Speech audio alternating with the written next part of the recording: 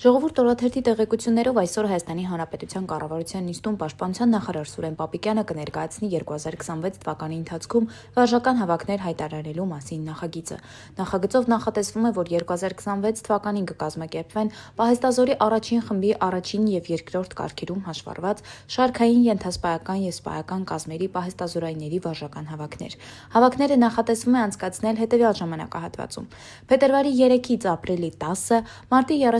31-ից հունիսի 19, ապրիլի 15-ից հուլիսի 15, հունիսի 9-ից օգոստոսի 14, օգոստոսի 4-ից հոկտեմբերի 9, սեպտեմբերի 15-ից դեկտեմբերի 15, ինչպես նաև սեպտեմբերի 29-ից նոյեմբերի 20-ը ներառյալ։